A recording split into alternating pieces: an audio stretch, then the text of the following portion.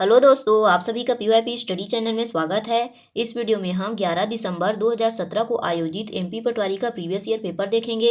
इसमें हम first shift में हिंदी के आए हुए प्रश्नों को देखेंगे। तो चलिए शुरू करते हैं। हमारा पहला प्रश्न है, निम्नलिखित में से नासिक्य व्यंजन नहीं है, इनमें से कौन सा नासिक्य व्यंजन नहीं है ये बताना है।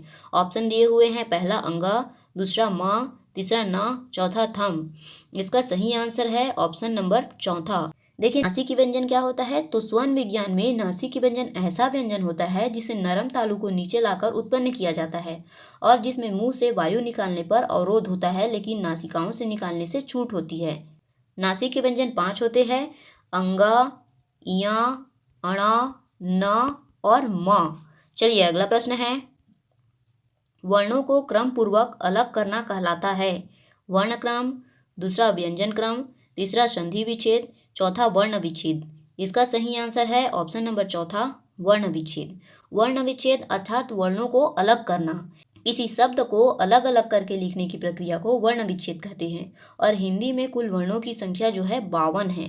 चलिए अगला प्रश्न है, इनमें से कौन सा एक स्वर नहीं है, आ, ई, र या फिर उ।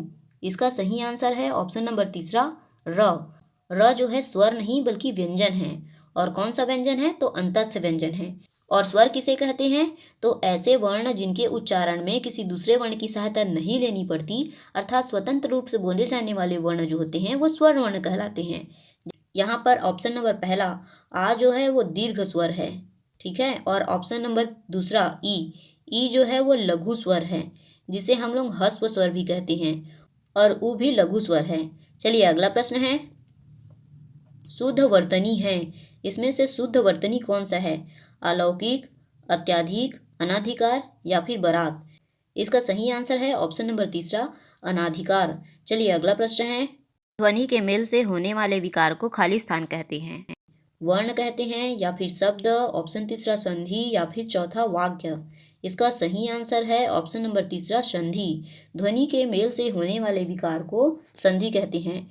विकार अर्थात परिवर्तन। वर्ण क्या होता है, तो वर्ण उस मूल ध्वनि को कहते हैं जिसका और खंड नहीं किया जा सकता। शब्द क्या होता है, तो एक या एक से अधिक अक्षरों के सार्थक योग को शब्द कहते हैं। और शब्द जो होते हैं वह दो प्रकार के होते हैं, सार्थक और निरर्थक।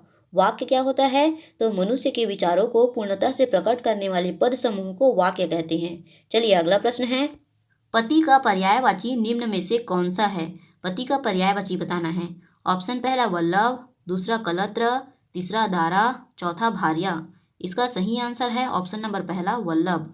पति के पर्यायवाची शब्द होते हैं वल्लभ, स्वामी, जीवनधारा, नाथ, भर्ता, ईश, आर्यपुत्र। ऑप्शन दूसरा कलत्र, दारा, भार्या, गृहिणी, वामा, धरनी, प्रिया, ये सभी जो हैं पत्नी के पर्यायवाची शब्द हैं। चलिए अगला प्रश्न है, अंडे से जन्मने वाले के लिए एक शब्द निम्न में से कौन सा है, अजन्मा, ऑप्शन दूसरा अंडजा, ऑप्शन तीसरा अंडज या फिर ऑप्शन नंबर चौथा अंडा।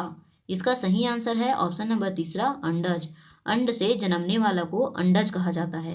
चलिए अगला प्रश्न है, निश्चय का संधि विच्छेद निम्न में से कौन सा है, निह धन चाय, दूसरा है निह धन चया, तीसरा है निह धन चय या फिर चौथा है निस धन चय।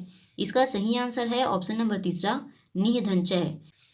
निश्चय का संधि विच्छेद हो जाएगा निह धन चय। इसमें कौन सा संधि है, तो विसर्ग संधि है।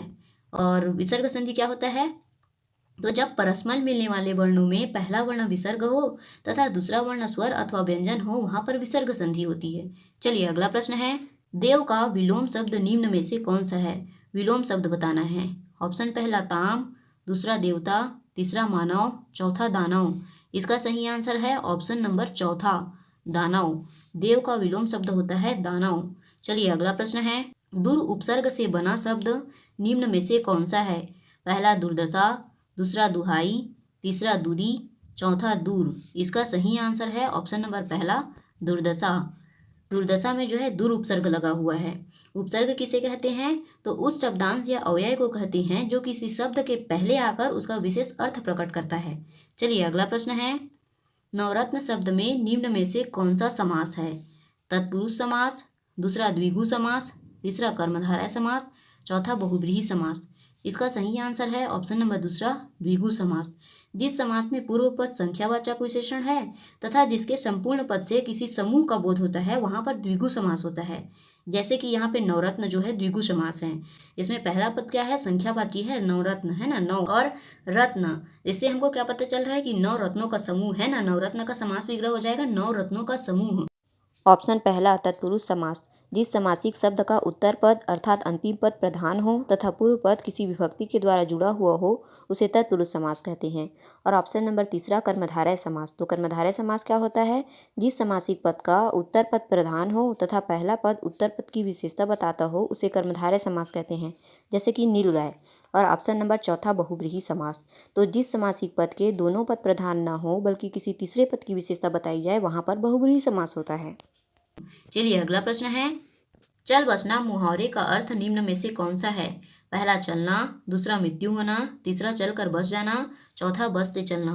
इसका सही आंसर है ऑप्शन नंबर दूसरा मृत्यु होना। चलिए अगला प्रश्न है, तत्वा का शुद्ध रूप निम्न में से कौन सा है। ऑप्शन पहला तत्वा, ऑप्शन दूसरा तत्व, ऑप्शन तीसरा तत्वा या फिर ऑप्शन चौथा तत्व। इसका सही आंसर है ऑप्शन नंबर दूसरा तत्व। चलिए अगला प्रश्न है, वीर रस का स्थायी भाव इनमें से कौन सा है। पहला उत्साह, दूसरा रति, तीसरा हास, चौथा जुगुप्सा। इसका सही आंसर है ऑप्शन नंबर पहला उत्साह। वीर रस का स्थायी भाव उत्साह होता है। स्थायी भाव क्या होता है, तो मानव हृदय में कुछ भाव जो हैं स्थायी रूप से विद्यमान रहते हैं और इन्हें ही स्थायी भाव कहा जाता है तथा स्थायी भाव की परिपक्व अवस्था को ही रस कहते हैं और इनकी मूल संख्या 9 होती है। वीर रस का स्थायी भाव उत्साह होता है, श्रृंगार रस का स्थायी भाव रति होता है, हास्य रस का स्थायी भाव हास होता है और विभत्स रस का स्थायी भाव जुगुप्सा अर्थात घृणा होता है। चलिए अगला प्रश्न है, नवल सुंदर श्याम शरीर की सजल नीरज सी कल कांति थी में कौन सा अलंकार है। सही विकल्प चुनिए।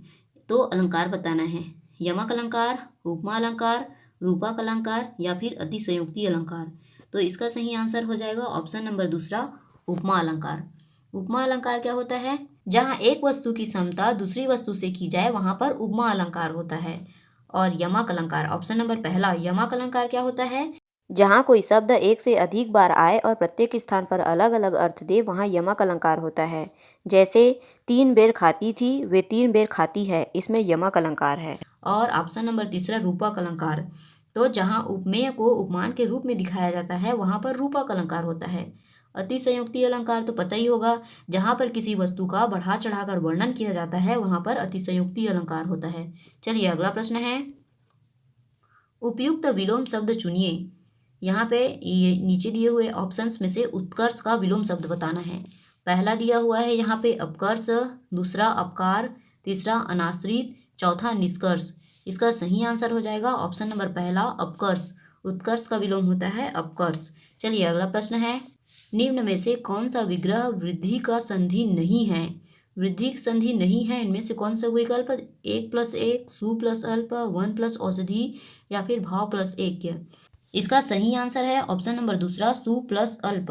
सु प्लस अल्प बराबर स्वल्प। यह यड़ स्वर संधि का उदाहरण है। ऑप्शन पहला 1+1, 1+1 बराबर एक। ऑप्शन दूसरा 1 प्लस औषधि, वनौषधि। ऑप्शन नंबर चौथा भाव प्लस ऐक्य, भावैक्य।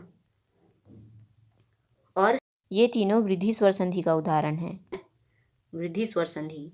चलिए अगला प्रश्न है, प्रति उपसर्ग से बनने वाला शब्द नहीं है। प्रत्येक, दूसरा प्रतिकूल, तीसरा प्रताप, चौथा प्रतिक्षण। इसका सही आंसर है ऑप्शन नंबर तीसरा प्रताप। चलिए अगला प्रश्न है, हाथ कंगन को आरसी क्या लोकोक्ति का अर्थ है। ऑप्शन पहला जिसके हाथ में कंगन है उसे आरसी की आवश्यकता नहीं होती। दूसरा धनवान को आर्थिक सहायता नहीं चाहिए। तीसरा मूल्यवान वस्तु के सामने तुच्छ वस्तु का महत्व नहीं। चौथा प्रत्यक्ष के लिए प्रमाण की आवश्यकता नहीं होती। इसका सही आंसर है ऑप्शन नंबर चौथा, प्रत्यक्ष के लिए प्रमाण की आवश्यकता नहीं होती। हाथ कंगन को आरसी क्या लोकोक्ति का अर्थ होता है, प्रत्यक्ष के लिए प्रमाण की आवश्यकता नहीं होती। चलिए अगला प्रश्न है, मनोहर का समास विग्रह बताइए। पहला मन को हरने वाला, दूसरा मनहरता, तीसरा मन को चुराने वाला, चौथा प्रेम करने लायक। इसका सही आंसर है ऑप्शन नंबर पहला मन को हरने वाला। मनोहर का समास विग्रह होता है मन को हरने वाला और इसमें कर्म तत्पुरुष समास है। तो इस वीडियो में बस इतना ही। अगर आपको यह वीडियो अच्छा लगा तो इसे लाइक और शेयर जरूर कीजिए तथा चैनल को सब्सक्राइब कीजिए। धन्यवाद।